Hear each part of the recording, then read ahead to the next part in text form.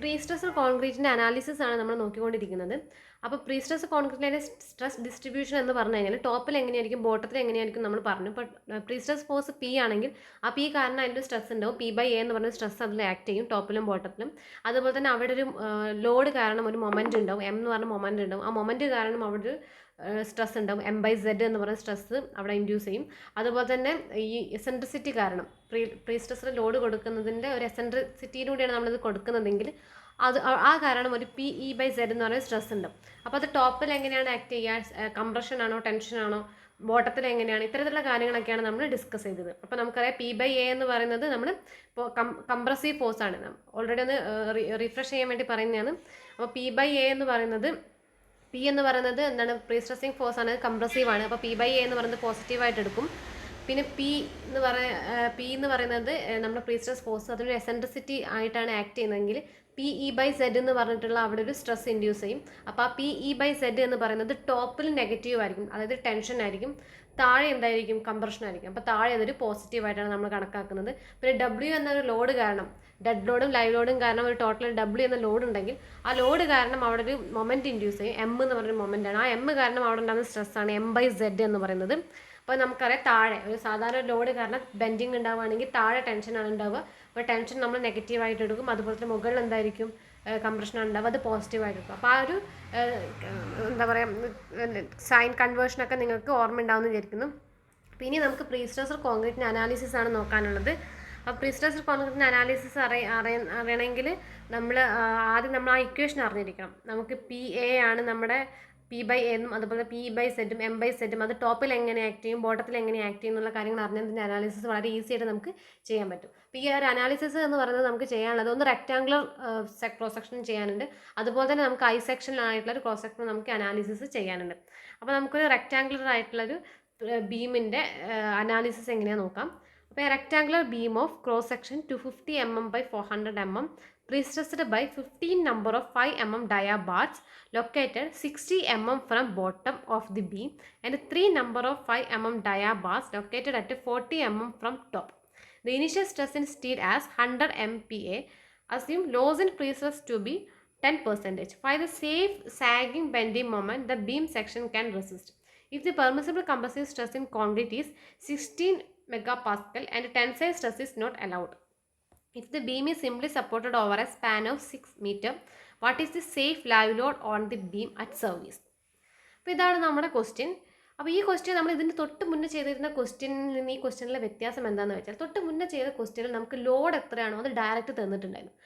നമ്മൾക്കറിയാം നമ്മുടെ ഇക്വേഷൻ എന്ന് പറയുന്നത് എന്താണ്, ഇക്വേഷൻ എന്ന് പറയുന്നത് ഇപ്പോൾ സ്ട്രെസ് കാൽക്കുലേറ്റ് ചെയ്യാനുള്ള ഇക്വേഷൻ എന്ന് പറയുന്നത് P/A. ടോപ്പിലാണെങ്കിൽ നോക്കാം P/A minus PE/Z plus M/Z ആണ്. ബോട്ടത്തിലാണെങ്കിൽ നേരെ ഓപ്പോസിറ്റ് വരും. ഇതാണ് നമ്മുടെ ഇക്വേഷൻ നമുക്കറിയാം. അപ്പോൾ നമുക്കിതിന് തൊട്ട് മുന്നത്തെ പ്രോബ്ലം നമ്മൾ ചെയ്യുന്ന സമയത്ത് നമുക്ക് P എന്താണ്, ഒന്നെങ്കിൽ നമുക്ക് P ആയിരിക്കും കാണാനുണ്ടാവുക, അല്ലെങ്കിൽ നമുക്ക് M ആയിരിക്കും നമുക്ക് കാൽക്കുലേറ്റ് ചെയ്യാനുണ്ടാവുക. അതിന് വേണ്ടിയിട്ടുള്ള ബാക്കിയുള്ള ഡാറ്റാസ് ഇപ്പോൾ M ആണ് നമുക്ക് കാൽക്കുലേറ്റ് ചെയ്യുകയാണെങ്കിൽ പിയും അതുപോലെ ഇയും നമുക്ക് തന്നിട്ടുണ്ടാവും. P ആണ് നമുക്ക് കാൽക്കുലേറ്റ് ചെയ്യുന്നുണ്ടെങ്കിൽ M അല്ലെങ്കിൽ ലോഡ് തന്നിട്ടുണ്ടാവും. അതുപോലെ തന്നെ എസെൻട്രിസിറ്റിയും തന്നിട്ടുണ്ട്. ഇതിൽ രണ്ടെണ്ണം കിട്ടിയിട്ടുണ്ടെങ്കിൽ നമുക്ക് മൂന്നാമത്തൊന്ന് ഈസി ആയിട്ട് കാൽക്കുലേറ്റ് ചെയ്യാൻ പറ്റും. ഇത്തരത്തിലുള്ള പ്രോബ്ലമാണ് നമ്മൾ ഇതിൻ്റെ മുന്നേ ചെയ്തത്. പക്ഷേ ഈ പ്രോബ്ലത്തിൽ നമുക്കൊന്നും അങ്ങനെ ഡയറക്റ്റ് തന്നിട്ടില്ല. എല്ലാം നമുക്ക് ഡയറക്റ്റ് തരുന്നതിന് പകരം ഒരു വളഞ്ഞ വഴിയിലൂടെയാണ് എല്ലാ കാര്യങ്ങളും എന്ന് പറഞ്ഞത്. അപ്പം നമുക്ക് നോക്കാം. അപ്പോൾ ഇതിൽ ഡയമെൻഷൻ നമുക്ക് തന്നിട്ടുണ്ട്, ക്രോസ് സെക്ഷൻ ഡയമെൻഷൻ നമുക്ക് തന്നിട്ടുണ്ട്. പിന്നെ പ്രീ സ്ട്രെസ്സിങ് ഫോഴ്സ് നമുക്ക് തന്നിട്ടില്ല. അതിന് പകരം നമുക്ക് പ്രീ സ്ട്രെസ് ചെയ്ത എത്ര നമ്പർ ഓഫ് ബാർസ് ആണെന്ന് മാത്രമേ നമുക്ക് തന്നിട്ടുള്ളൂ. അപ്പോൾ നമുക്കിവിടെ പറഞ്ഞിട്ടുണ്ട് 15 നമ്പർ ഓഫ് ബാർസ് ആണ്. അത് 5 mm ഡയമീറ്ററിൻ്റെ ബാർസ് ആണ്. അത് 60 mm from bottom of the beam ആണ് ലൊക്കേറ്റ് ചെയ്യുന്നത്. അതുപോലെ തന്നെ 3 നമ്പേഴ്സ് ഓഫ് ബാറും ഉണ്ട്. അത് പക്ഷേ ടോപ്പിൽ നിന്ന് 40 mm താഴെയായിട്ടാണ് അത് ലൊക്കേറ്റ് ചെയ്യുന്നത്. അപ്പോൾ ടോട്ടൽ നമുക്ക് ഉള്ളത് എന്ന് പറഞ്ഞാൽ 15 3 18 നമ്പറാണ്. 5 mm 18 നമ്പറാണ് നമുക്ക് ഉള്ളത്. അതിൽ 15 എണ്ണം താഴെ നിന്ന് 60 mm മുകളിലും ബാക്കി 3 എണ്ണം മുകളിൽ നിന്ന് 40 mm താഴെയായിട്ട് നിൽക്കുന്നത്. അപ്പോൾ നമുക്കിതിൻ്റെ ആക്ച്വൽ ലൊക്കേഷൻ എവിടെയാണെന്ന് നമുക്ക് തന്നിട്ടില്ല. ഡയറക്റ്റ് പ്രീ സ്ട്രെസ്സിങ് ഫോഴ്സ് എത്രയാണെന്ന് നമുക്ക് തന്നിട്ടില്ല. അതിന് പകരം നമുക്ക് തന്ന അടുത്തൊരു പോയിന്റ് എന്ന് പറയുന്നത് the initial stress in steel as 1000 MPa. Stress തന്നിട്ടുണ്ട്. അപ്പോൾ ഒരു സ്റ്റീലിലുള്ള ഒരു എന്താ പറയുക ഒരു ഇപ്പോൾ യൂണിറ്റ് ഏരിയയിലുള്ള സ്ട്രെസ് നമുക്ക് തന്നിട്ടുണ്ട് 1000 MPa ആണ്. അപ്പോൾ ടോട്ടൽ എത്ര ഏരിയ ഉണ്ടെന്ന് കണ്ടു കഴിഞ്ഞാൽ അതിനെ മൾട്ടിപ്ലൈ ചെയ്ത് കഴിഞ്ഞാൽ നമുക്ക് സ്ട്രെസ് കിട്ടും. അങ്ങനെ നമുക്ക് സ്ട്രെസ് കാൽക്കുലേറ്റ് ചെയ്യാം. അപ്പോൾ നമുക്ക് ആ സ്ട്രെസ്സിനെ നമുക്ക് ഡയറക്റ്റ് എടുക്കാൻ പറ്റില്ല, കാരണം അതിൻ്റെ കൂടെ ഒരു കാര്യം കൂടി പറഞ്ഞിട്ടുണ്ട്. നമ്മുടെ loss in prestress to be 10%. പല കാരണങ്ങളും ലോസ് ഉണ്ടാവും പ്രീ സ്ട്രെസ്. അപ്പോൾ അത്തരത്തിലുള്ള കാരണങ്ങൾ കൊണ്ട് 10% പ്രീ സ്ട്രെസ് അവിടെ ലോസ് ആയിപ്പോകും. ബാക്കിയേ നമുക്ക് എന്ത് ചെയ്യുള്ളൂ, ഈ റോഡിനെയൊക്കെ റെസിസ്റ്റ് ചെയ്യാൻ നമുക്ക് അവൈലബിൾ ആയിട്ടുള്ളൂ. അതും കൂടി നമ്മൾ കൺസിഡർ ചെയ്യണം പ്രീ സ്ട്രെസ് ഫോഴ്സ് കാൽക്കുലേറ്റ് ചെയ്യണമെങ്കിൽ. പിന്നെ നമ്മളോട് കാൽക്കുലേറ്റ് ചെയ്യുന്ന പറയുക സേഫ് ബെൻഡിങ് മൊമെൻ്റ് ആണ് കാൽക്കുലേറ്റ് ചെയ്യാൻ പറയുന്നത്. അപ്പോൾ safe bending moment of beam cross section can resist, അതുപോലെ തന്നെ അവിടെ എത്രയാണ് സർവീസ് ലോഡ് ഉള്ളതും കൂടിയാണ് കാൽക്കുലേറ്റ് ചെയ്യാൻ പറയുന്നത്. അപ്പോൾ ബെൻഡിങ് മൊമെൻ്റ് നമുക്ക് കാൽക്കുലേറ്റ് ചെയ്യണമെങ്കിൽ നമ്മുടെ ഈ ഒരു ഇക്വേഷൻ പ്രകാരം ഒന്നെങ്കിൽ നമുക്ക് പിയും തരണം, അതുപോലെ തന്നെ ഇയും തരണം. പിയും ഇയും തന്നിട്ടുണ്ടെങ്കിൽ നമുക്ക് എന്ത് കാൽക്കുലേറ്റ് ചെയ്യാൻ പറ്റും, എം കാൽക്കുലേറ്റ് ചെയ്യാൻ പറ്റും. നമ്മൾ എം ആണ് കാൽക്കുലേറ്റ് ചെയ്തത്. എം കണ്ടെത്തിയിട്ടുണ്ടെങ്കിൽ നമുക്ക് WL²/8 ആണ് എം എന്നുള്ള ഒരു ഇക്വേഷൻ വെച്ചിട്ട് നമുക്ക് ലോഡും കാൽക്കുലേറ്റ് ചെയ്യാൻ പറ്റും. അപ്പോൾ ഇവിടെ നമുക്ക് പിയും ഇയും ആണ് നമ്മൾ നെക്സ്റ്റ് കാൽക്കുലേറ്റ് ചെയ്യേണ്ടത്. അപ്പോൾ നമുക്ക് പി എങ്ങനെയാണ് എങ്ങനെയാണ് കാൽക്കുലേറ്റ് ചെയ്യാൻ നോക്കാം. എങ്ങനെ കാൽക്കുലേറ്റ് ചെയ്യുക എന്ന് പറഞ്ഞു കഴിഞ്ഞാൽ എവിടെയാണ് ഈ ടെൻഡൻ്റെ exact centre of gravity locate ചെയ്യുന്നത്. കാരണം 15 ടെൻഡൻസ് താഴെ നിന്ന് 60 mm മുകളിലും ബാക്കി 3 മുകളിൽ നിന്ന് 40 mm താഴെയുമായിട്ടാണ് ഇത് സിറ്റുവേറ്റ് ചെയ്യുന്നത്. അപ്പോൾ ഇതിൻ്റെ എല്ലാത്തിൻ്റെയും കൂടി ഒരു സെൻട്രോയിഡ് എവിടെയാണ് നമ്മൾ ഫസ്റ്റ് കണ്ടെത്തണം. അതാണ് നമ്മൾ ഫസ്റ്റ് ചെയ്യാൻ പോകുന്നത്. അതിന് വേണ്ടി നമ്മളിതിൻ്റെ centre of gravity of tendon കണ്ടെത്താൻ വേണ്ടി നമുക്കറിയാലോ. അപ്പോൾ നമ്മൾ ബോട്ടത്തിനെ ബേസ് ആയിട്ട് എടുക്കുകയാണെങ്കിൽ ഇത് നമുക്ക് ബേസ് ആയിട്ട് എടുക്കാം. അപ്പോൾ നമ്മുടെ ഫസ്റ്റത്തെ 15 നമ്പർ ഓഫ് 5 mm 15 ടെൻഡൻസ് നിൽക്കുന്നത് ഇവിടെയാണ്. ബാക്കിയുള്ള 3 നമ്പേഴ്സ് ഓഫ് 5 mm ടെൻഡൻസ് നിൽക്കുന്നത് മുകളിലാണ്. അപ്പോൾ അതിൻ്റെ എല്ലാം നമുക്ക് A1 Y1 = A2 Y2 എന്ന് പറയുന്ന ഇക്വേഷൻ വെച്ച് നമുക്കതിനെ ഇക്വേറ്റ് ചെയ്യാം. അപ്പോൾ നമുക്ക് ടോട്ടൽ ഏരിയ നമുക്ക് AP ആക്കി എടുക്കുകയാണെങ്കിൽ ടോട്ടൽ എല്ലാത്തിൻ്റെയും കൂടി മുകളിലും താഴെയുള്ള എല്ലാ ടെൻഡൻ്റെയും കൂടി ഏരിയ AP ആക്കുകയാണെങ്കിൽ അത് ആ ഒരു ടെൻഡൻ നിൽക്കുന്നത് Y ഡിസ്റ്റൻസിൽ, ബോട്ടത്തിൽ നിന്ന് Y ഡിസ്റ്റൻസ് എബോവ് ആയിട്ട് കൺസിഡർ ചെയ്യുകയാണെങ്കിൽ AP × Y = AP1 × Y1 + AP2 × Y2 എന്ന് എഴുതാം. AP1 എന്നുള്ളത് നമുക്ക് ബോട്ടത്തിലുള്ളതാക്കി എടുക്കാം. AP2 എന്ന് പറയുന്നത് ടോപ്പിലുള്ള ടെൻഡൻസ് ആക്കി കൺസിഡർ ചെയ്യാം. അപ്പോൾ ഇതിൽ നമുക്ക് വാല്യൂസ് സബ്സ്റ്റിറ്റ്യൂട്ട് ചെയ്ത് കൊടുക്കാം. ഇതിൽ AP എന്ന് പറഞ്ഞാൽ ടോട്ടൽ ഏരിയ ഓഫ് സ്റ്റീലാണ്. AP1 എന്ന് പറഞ്ഞാൽ area of steel in layer 1 നമുക്ക് ബോട്ടാക്കി എടുക്കാം അല്ലെങ്കിൽ ടോപ്പാക്കി എടുക്കാം. അവിടെ ഞാൻ ബോട്ടാക്കിയിട്ടാണ് എടുത്തത്. പിന്നെ AP2 എന്ന് പറഞ്ഞാൽ area of steel in layer 2 മുകളിലുള്ള ലെയറിലുള്ളതാണ് AP2. അപ്പോൾ നമുക്കതിനെ നോക്കാം. അപ്പോൾ ആദ്യത്തെ കേസിൽ AP എന്ന് പറഞ്ഞാൽ ടോട്ടൽ ഏരിയ എന്ന് പറയുന്നത് നമുക്കറിയാം 18 ആണുള്ളത്. 18 അതുപോലെ എല്ലാം ഈക്വൽ ഡയമീറ്റർ ആയതുകൊണ്ട് നമുക്ക് വളരെ ഈസി ആയിട്ട് ചെയ്യാം. ഇത് 18 × π/4 × 5² × Y. അപ്പോൾ ടോട്ടൽ ഏരിയ ഇൻറ്റു അതിലേക്കുള്ള ഡിസ്റ്റൻസ് കിട്ടി Y. പിന്നെ നമുക്ക് 3 3 × π/4 × 5². അത് ചെയ്യുന്ന സമയത്ത് നമുക്ക് ടോപ്പ് ലെയറിലുള്ള സ്റ്റീലിൻ്റെ ഏരിയ കിട്ടി. ടോപ്പ് ലെയറിലുള്ള ഏരിയൻ്റെ സ്റ്റീലിൻ്റെ ഏരിയ കിട്ടി. ഞാൻ ഡിസ്റ്റൻസ് എത്ര നോക്കണം. നമുക്കറിയാം ടോട്ടൽ 400 ആണ്. അതിൽ 40 mm താഴെയാണ് ഇതിൻ്റെ സെൻറ്റർ ഓഫ് ഗ്രാവിറ്റി നിൽക്കുന്നത്. അപ്പോൾ താഴെ നിന്ന് 400 - 40 മുകളിലായിരിക്കും നമ്മുടെ ടോപ്പ് ലെയറിലുള്ളത് നിൽക്കുന്നത്. അപ്പോൾ അത് നോക്കുന്ന സമയത്ത് നമുക്ക് 400 - 40 ആണ് അത് അതിൻ്റെ ഡിസ്റ്റൻസ് ആക്കി നമ്മൾ എടുക്കേണ്ടത്. പിന്നെ AP2 × Y2 ചെയ്യണം. AP2 എന്ന് പറഞ്ഞാൽ ബോട്ടത്തിലുള്ള സ്റ്റീലിൻ്റെ ഏരിയ അത് 5 × π/4 × 5² × 60. ബോട്ടം ലെയർ എന്ന് പറയുന്നത് ബോട്ടത്തിലുള്ള ലെയർ എന്ന് പറയുന്നത് താഴെ നിന്ന് 60 mm മുകളിലാണ്. അപ്പോൾ എല്ലാ വാല്യൂസും സബ്സ്റ്റിറ്റ്യൂട്ട് ചെയ്യുക. ഇവിടെ എല്ലാത്തിനും ഡയമീറ്റർ ഈക്വൽ ആയതുകൊണ്ട് നമുക്കിവിടെ ഡയമീറ്റർ ഈസി ആയിട്ട് നമുക്ക് ക്യാൻസൽ ചെയ്യാൻ പറ്റും. അപ്പോൾ 18 × Y = 3 × 400 - 40 + 5 × 60 ചെയ്താൽ മതി. അപ്പോൾ ഇങ്ങനെ ചെയ്യുന്ന സമയത്ത് നമുക്ക് Y എന്ന് പറയുന്നത് 110 mm എന്ന് കിട്ടും. അതായത് ബേസിൽ നിന്ന് 110 mm മുകളിലായിട്ടാണ് ഈ എല്ലാ ടെൻഡൻ്റും കൂടി സെൻറ്റർ ഓഫ് ഗ്രാവിറ്റി സിറ്റുവേറ്റ് ചെയ്യുന്നത്. അപ്പോൾ അതിനെ നമുക്കൊരു ഒറ്റ ലെയറായിട്ട് നമുക്ക് പിന്നെ കൺസിഡർ ചെയ്യാം.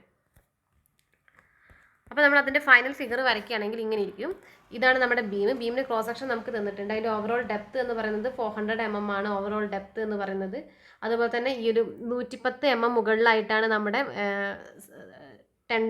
ടെൻഡൻസ് വെച്ചിട്ടുള്ളത്. 110 mm മുകളിലാണ് നമ്മുടെ ടെൻഡൻസ്. എല്ലാ ടെൻഡൻസിനും കൂടി നമ്മൾ ഒരു ലെയറിലേക്ക് മാറ്റുകയാണ് ചെയ്തത്. ഇനി നിന്ന് നമുക്ക് എസെൻട്രിസിറ്റി കണ്ടെത്താം. കാരണം 400ൻ്റെ സെൻറ്റർ ഓഫ് ഗ്രാവിറ്റി പോകുന്നത് എന്ന് പറയുന്നത് 200 mm എബോവിലായിരിക്കും നമ്മുടെ സെൻറ്റർ ഓഫ് ഗ്രാവിറ്റി പോകുന്നത്. അതിൽ നിന്ന് മൈനസ് ചെയ്താൽ 200 - 110 ചെയ്ത് കഴിഞ്ഞാൽ നമ്മുടെ എസെൻട്രിസിറ്റി എന്ന് പറയുന്നത് 90 mm ആണെന്ന് നമുക്ക് ഈ ഫിഗറിൽ നിന്ന് മനസ്സിലാവും.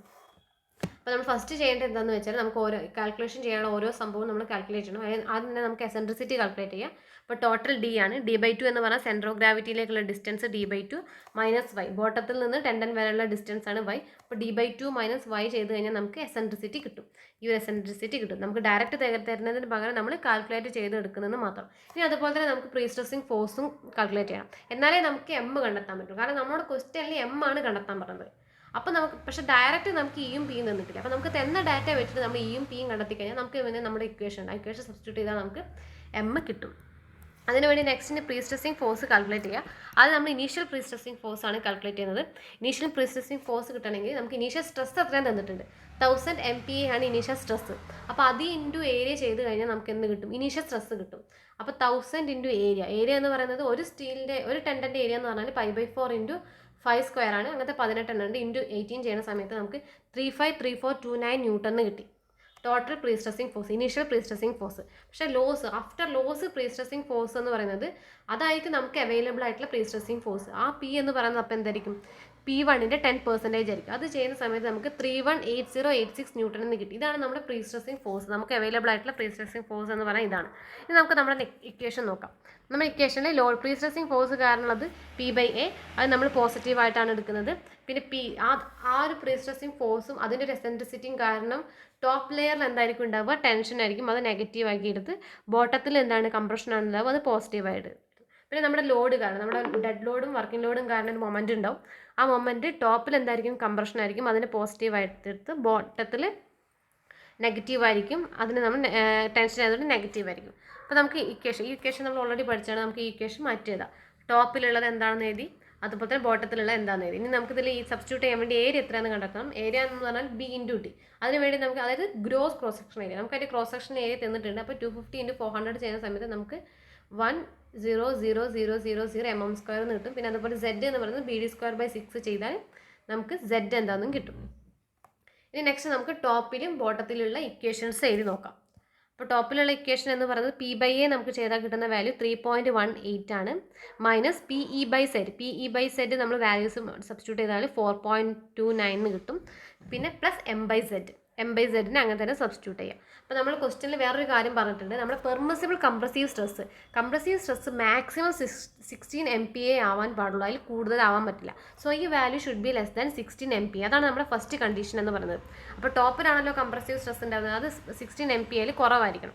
അതുപോലെ തന്നെ ഈ വേറൊരു കേസ് പറയുന്നത് കണ്ടീഷൻ എന്താ പറയുന്നത് വെച്ചാൽ അവിടെ സ്ട്രെസ് ഉണ്ടാവരുത്. അപ്പോൾ സ്ട്രെസ് ഉണ്ടാവാൻ ചാൻസ് ഉണ്ടുള്ളത് ബോട്ടത്തിലാണ്. അപ്പോൾ ബോട്ടത്തിൽ നമ്മളിത് മൈനസ് ചെയ്ത് കഴിഞ്ഞാൽ ഇതിൻ്റെ ഫൈനൽ വാല്യൂ എന്ന് പറയുന്നത് ഒരിക്കലും നെഗറ്റീവ് ആവരുത്. നെഗറ്റീവ് ആയി കഴിഞ്ഞാൽ അവിടെ എന്തുണ്ടാവും, ടെൻഷൻ ഉണ്ടാവും. അപ്പോൾ സോ ബോട്ടത്തിൽ ഈ 3.18 പ്ലസ് 4.29 മൈനസ് M/Z എന്ന് പറഞ്ഞ value should be greater than 0, എന്നാലേ അവിടെ നോ ടെൻഷൻ കണ്ടീഷൻ എക്സിസ്റ്റ് ചെയ്യുള്ളൂ.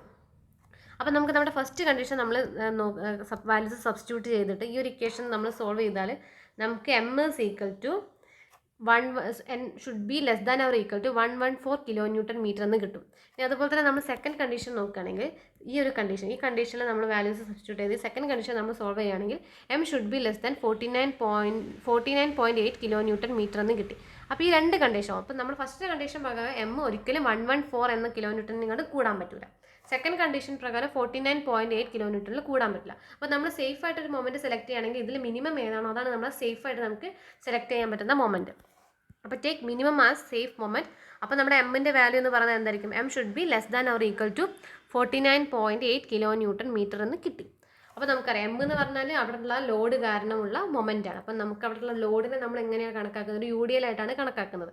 അപ്പോൾ M = നമുക്ക് എന്ത് ചെയ്താൽ WL²/8 എന്ന് എഴുതാം. This value should be less than or equal to 49.8 kN/m. അത് നമ്മൾ സോൾവ് ചെയ്ത് കഴിഞ്ഞാൽ നമുക്ക് Wൻ്റെ value W should be less than or equal to 11.06 kN/m എന്ന് കിട്ടി. ഇതാണ് ടോട്ടൽ അവിടെ ഉണ്ടാവുന്ന ലോഡ് എന്ന് പറയുന്നത്. അപ്പോൾ ഈ ടോട്ടൽ ലോഡ് എന്ന് പറയുമ്പോൾ അവിടെ എന്തുണ്ടാക്കണം, ഡെഡ് ലോഡും ഉണ്ടാവും, അതുപോലെ തന്നെ എന്തും ഉണ്ടാവും, സർവീസ് ലോഡ് അല്ലെങ്കിൽ ലൈവ് ലോഡും ഉണ്ടാവും. നമ്മൾ പിന്നെ ക്വസ്റ്റ്യനിൽ കാൽക്കുലേറ്റ് ചെയ്യാൻ പറയുന്നത് എന്താണ്, സെപ്പറേറ്റ്ലി സർവീസ് ലോഡ് എത്രയാണെന്ന് കാൽക്കുലേറ്റ് ചെയ്യാൻ പറഞ്ഞിട്ടുണ്ട്. അപ്പോൾ നമ്മൾ ഈ ഒരു ലോഡിൽ നിന്ന് ഡെഡ് ലോഡ് എത്രയാണെന്ന് കൺസിഡർ ചെയ്ത് കഴിഞ്ഞാൽ ഡെഡ് ലോഡ് മൈനസ് ചെയ്ത് കഴിഞ്ഞാൽ നമുക്ക് കിട്ടുന്നത് എന്തായിരിക്കും, ലൈവ് ലോഡ് അല്ലെങ്കിൽ സർവീസ് ലോഡ് ആയിരിക്കും. അപ്പോൾ നമുക്ക് ഡെഡ് ലോഡ് എത്രയാണെന്ന് കാൽക്കുലേറ്റ് ചെയ്യാം. ഡെഡ് ലോഡ് എന്ന് പറയുന്നത് cross section area into unit weight of concrete നമുക്കറിയാം 25 ആണ്. ക്രോസ് സെക്ഷൻ ഏരിയ എന്ന് പറയുന്നത് 0.25 0.4. അപ്പോൾ അത് ചെയ്യുന്ന സമയത്ത് 2.5 kN/m എന്ന് കിട്ടും. അപ്പോൾ നമ്മുടെ ലൈവ് ലോഡ് എന്ന് പറയുന്നത് എന്തായിരിക്കും, ടോട്ടൽ ലോഡ് എന്ന് 11.06 മൈനസ് ഈ 2.5 ആയിരിക്കും നമ്മുടെ ലൈവ് ലോഡ് അല്ലെങ്കിൽ സർവീസ് ലോഡ് എന്ന് പറയുന്നത്. അപ്പോൾ അത് മൈനസ് ചെയ്താൽ നമുക്ക് 8.56 kN/m എന്ന് കിട്ടും. അപ്പോൾ ഇതാണ് ക്വസ്റ്റ്യൻ. അപ്പോൾ ഈ ക്വസ്റ്റ്യൻ വളരെ ലെങ്തി ആണെങ്കിൽ വളരെ സിമ്പിളാണ്, കാരണം നമ്മൾ സാധാരണ യൂസ് ചെയ്യുന്ന ഇക്വേഷൻ തന്നെയാണ്. പക്ഷേ ആ ഇക്വേഷനിൽ രണ്ട് വാല്യൂ നമുക്ക് തരും. എന്താണ് നമുക്ക് പ്രോബ്ലം സോൾവ് ചെയ്യണമെങ്കിൽ രണ്ടെണ്ണം നമുക്ക് തരണം. ഒന്നെങ്കിൽ P തരണം, E തരണം, അല്ലെങ്കിൽ M തരണം, E തരണം. അതിനനുസരിച്ചാണ് നമ്മൾ ക്വസ്റ്റ്യൻ ചോദിക്കുക. പക്ഷേ ഇവിടെ നമുക്ക് എം ആണ് കാണേണ്ടത്. അതുകൊണ്ട് തന്നെ പിയും ഇയും മസ്റ്റായിട്ട് തരണം. പക്ഷെ അത് തരുന്നതിന് പകരം, ഡയറക്റ്റ് തരുന്നതിന് പകരം നമുക്കൊരു വളഞ്ഞ വഴിയിൽ തന്നെന്ന് മാത്രം. നമുക്ക് ഗിവൺ ഡാറ്റസ് വെച്ചിട്ട് നമ്മളത് സോൾവ് ചെയ്തെടുത്തു. അതിനുശേഷം ഡയറക്റ്റ് നമ്മൾ ഇക്വേഷനിൽ സബ്സ്റ്റിറ്റ്യൂട്ട് ചെയ്യുകയാണ് വേണ്ടത്. അപ്പോൾ ഇതാണ് നമ്മുടെ അനാലിസിസ് ഓഫ് റെക്ടാങ്കുലർ ബീമിൽ നമുക്ക് ഡിസ്കസ് ചെയ്യാനുള്ളത്.